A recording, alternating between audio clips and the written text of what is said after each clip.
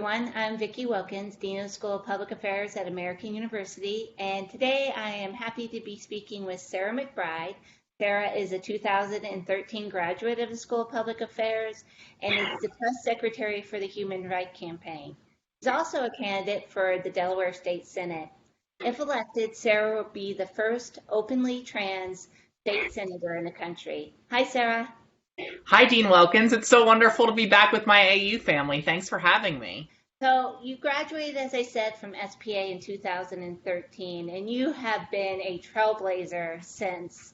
You've done so much in a short period of time. Can you tell us a bit about your path and where you are today? Sure. Well, for me, in many ways, where I am today and the journey that I've been on for the last 10 years is in large part a byproduct of the experiences I had at AU, and specifically the experiences I had in SPA. I had been involved in politics, I think, in large part because as I was growing up, I was always looking around and struggling with my place in the world.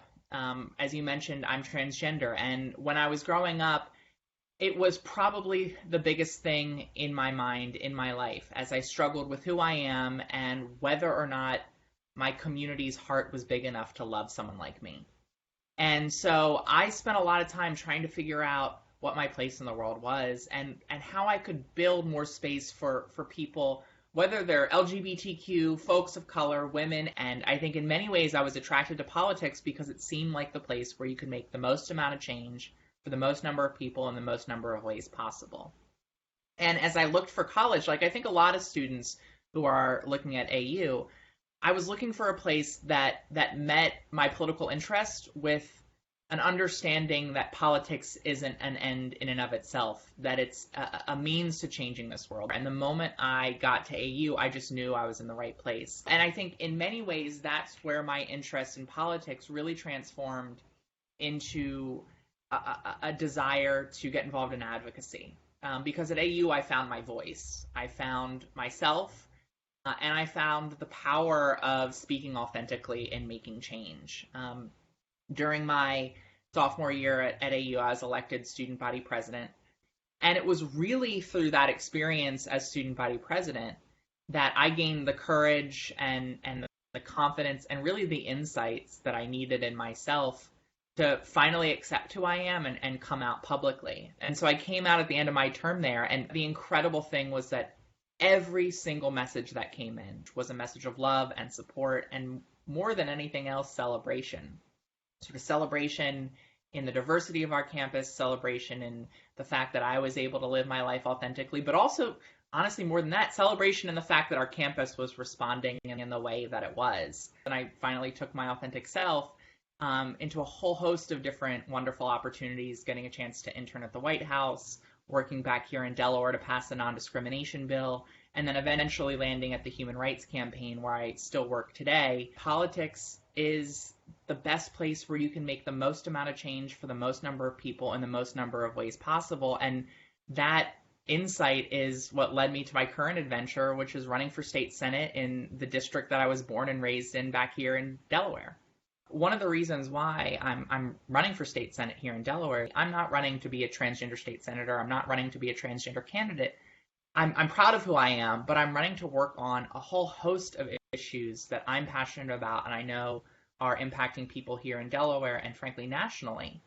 Whether that's a lack of access to healthcare, whether that's too often having to choose between their health and their paycheck because they don't have access to paid leave, something that, of course, COVID has really reinforced as an issue for us. We have recent graduates who are getting ready to start their careers and now feel, with the pandemic kind of sidetracked. And I'm curious if you would have any advice for them and how they get started moving forward and putting into practice. So many of them, like you, want to go out and create change in the world and are just geared up and ready to go and need a little advice on how to do it.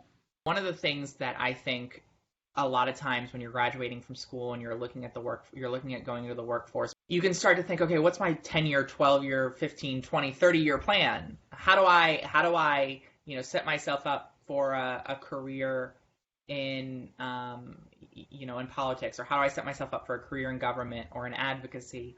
life has a way of intervening when we make plans. So, for me, trying to plan too far out is, it's a fruitless endeavor, and frankly, oftentimes gets in the way of us recognizing the opportunities that are before us. And I think the second thing is do what you're passionate about now, because you can always reinvent yourself. That was a piece of advice I got early on in my career when I was interning in the White House, senior at AU. I sat down with someone who was involved in the LGBTQ movement, and actually at that point I think was working at the White House after having previously worked at NASA. And he said to me, you can always reinvent yourself. Just focus on what you're passionate about right now, and you can figure out what the next adventure is going to be. And you can take the steps that you need to prepare yourself for that when that time comes.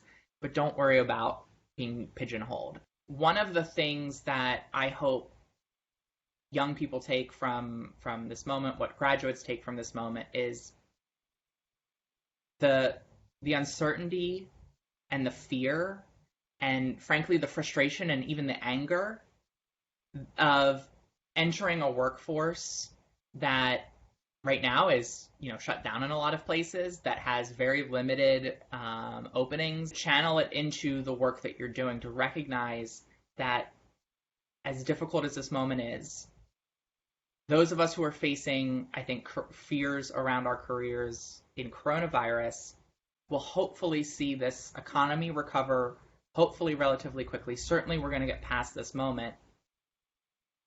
But there are a lot of people for whom the problems that we're seeing right now in coronavirus, the challenges and the fears were present beforehand and will be present long after. And to take that frustration, to take those experiences, to allow you to better empathize with people whose experiences may be different than your own, and to hopefully transform that passion into change for those folks. So that whether you're dealing with coronavirus or cancer or poverty or a lack of access to education, that you can still have opportunity before you. I also think about incoming students that plan to start AU in the fall. What advice would you have for them, Sarah? AU's great for so many reasons. Yes, one of those reasons is that it's in DC, that you can have access to an incredible array of internships on the Hill, in the government, and advocacy orgs. Certainly take advantage of those the best you can, but don't ignore the opportunities for change that are right in front of you. Whether that's being involved in, Greek life, whether that's getting involved in student government or college Democrats or college Republicans or, unique programs that the university offers, academic programs that the university offers, lean into those opportunities. Because I'll be honest, I learned as much, if not more, in my on-campus extracurriculars as I did in my internships. They taught me how to advocate. They taught me how to bring people along around an idea. And I'm really grateful for those experiences. We've talked a lot about the challenges and the disparities and what's kind of been uncovered at this time with the coronavirus. Do you see any good that might come of this? I try to find the silver linings in pretty much everything. And, the worst experience in my life, the most defining experience in my life, was being a caregiver to my husband, Andy, in the final weeks of his life.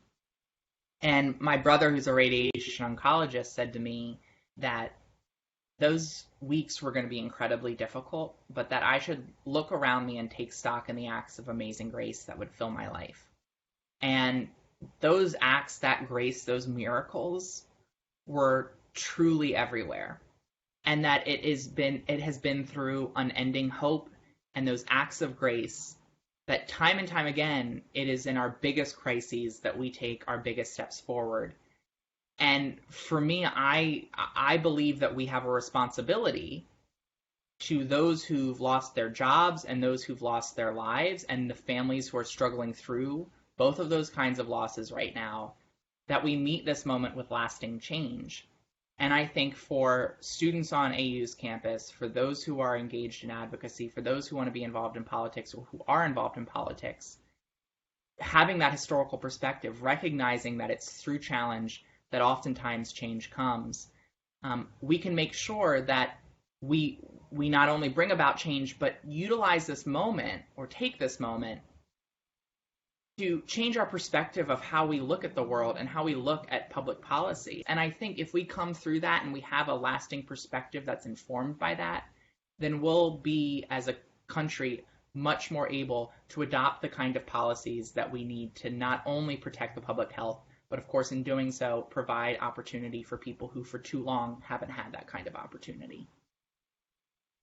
Sarah, I really appreciate you sharing that story and that optimism with us. I know you're busy, and I just want to wish you well and let you know you're always welcome back at AU, so please do come see us sometime. Thank you so much. I appreciate it. I literally would not be the person I am today without AU. So I hope everyone who's watching helps to go make America a little bit more like American.